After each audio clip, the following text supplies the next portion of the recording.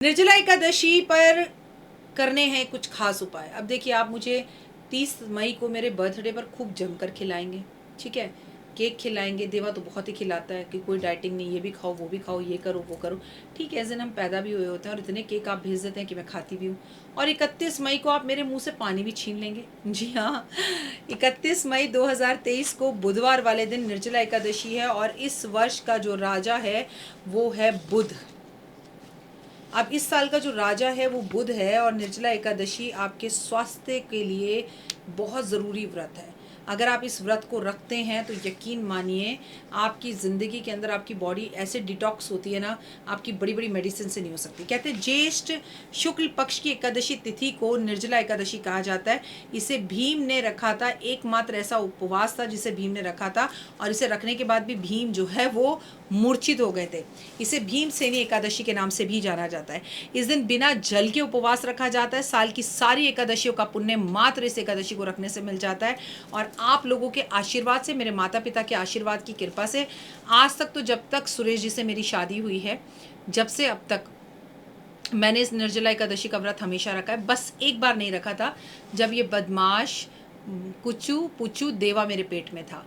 मतलब व्रत तो उस टाइम पे भी रखा था मैंने, लेकिन मैंने जल भी लिया था, एक टाइम का खाना भी खाया था। वैसे इसमें निर्जल व्रत रखते हैं, ठीक है।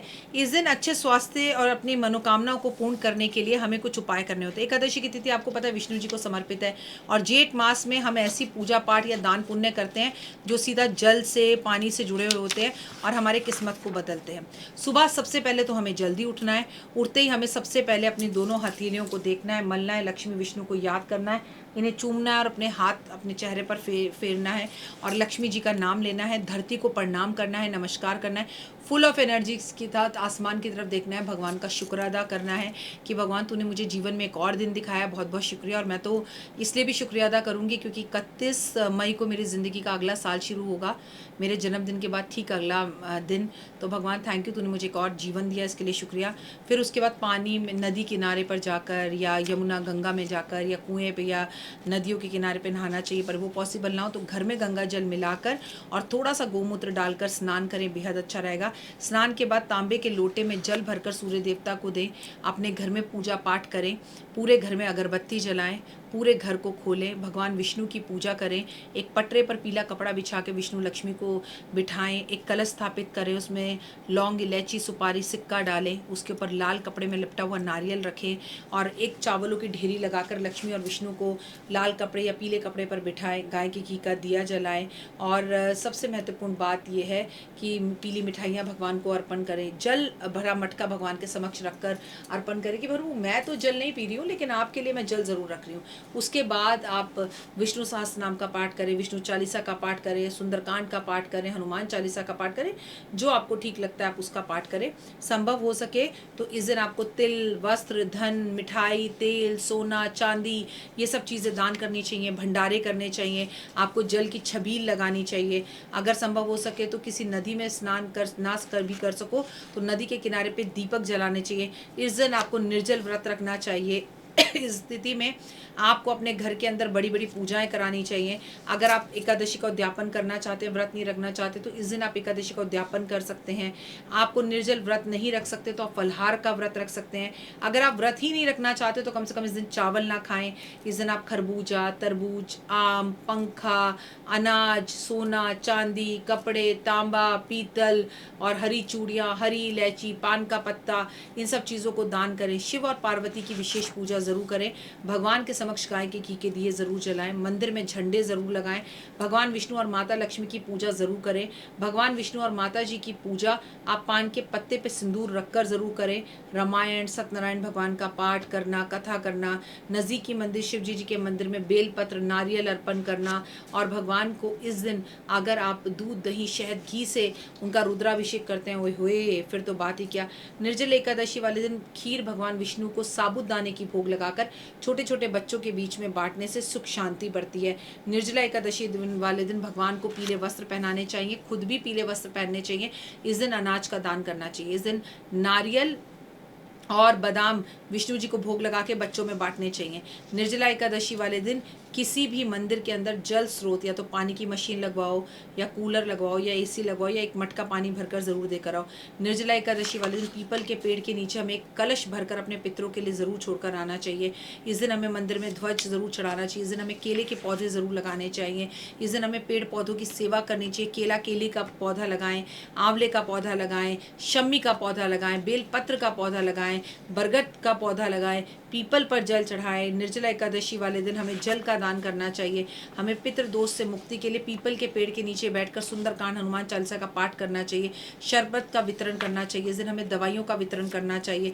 इस दिन हमें छत्री का वितरण जरूर करना चाहिए। इस दिन हमें चावल का वितरण जरूर करना चाहिए। इस दिन हमें 11 मूलियां गणेश जी पे जरूर अर्पण करनी चाहिए। इस दिन हमें विष्णु सहस्त्र नाम का पाठ करना चाहिए।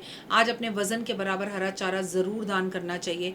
आज गाय की पूंछ अपने सर पर झाड़नी जरूर चाहिए। आज गाय की परिक्रमा करनी चाहिए। आज तुलसी के 8 पौधे मंदिर में दान करने दे चाहिए। आज थोड़ी देर मौन धारण करना चाहिए। तुलसी को छूते नहीं है, मतलब आज के दिन।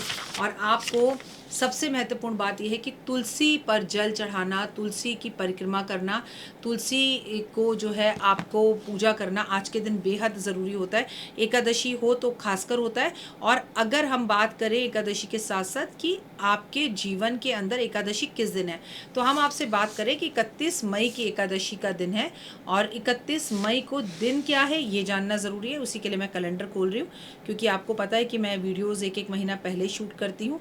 तो अगर संडे नहीं है तो मैं आपको तुलसी के कुछ उपाय बताऊंगी, और अगर संडे है तो फिर मैं आपको तुलसी के उपाय नहीं बताऊंगी।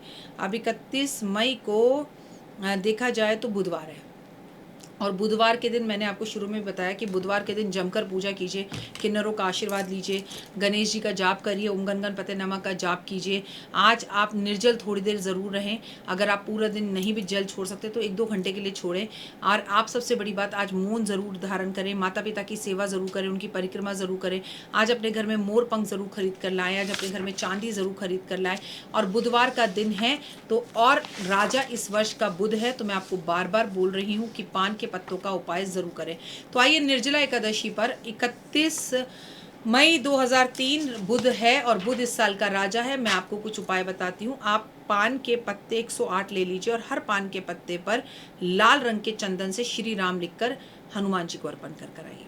अगर आपको लक्ष्मी की असीम कृपा की ज़रूरत है तो आप 108 जो है पान के पत्ते ले लें, और उसके ऊपर श्री लिखकर उसकी माला बनाकर विष्णु जी को अर्पण कर आइए। अगर आपको अपने ज़िंदगी के अंदर सुख, समृद्धि और बीमारी से छुटकारा चाहिए तो 108 पत्तों पर आप पार्वती नमः लिखकर शंकर भगवान पे अर्पण कर आइए। पान के पत्ते पर स्वास्तिक बनाकर आज अपने घर के मेन डोर पर ज़रूर लगाएं। आज शाम को अगर आपके पति ने व्रत नहीं रखा तो उन्हें निश्चित ही रूप से अपने हाथ से, बहुत ज़रूरी है कि आप उन्हें अपने हाथ से जो है पान खिलाएं, अगर व्रत नहीं रखा। क्योंकि हर कोई निर्जला एकादशी का तो छोड़िए, एकादशी का ही व्रत नहीं रखता। तो जैसा आपके घर में कंफर्टेबल हो वैसा करें। और निर्जला एकादशी हो या गंगा दशहरा हो या रंभा तीज हो, मेरे सारे 2-2 मिनट के उपाय आपको मिलते रहेंगे, और शॉर्ट्स में आपके साथ शेयर करती रहूँगी, तब देखिएगा। क्योंकि निर्जला एकादशी का तिथि और नक्षत्र के हिसाब से मैं एक उपाय आपको उसी दिन बताऊँगी। तब तक के लिए जय माता दी।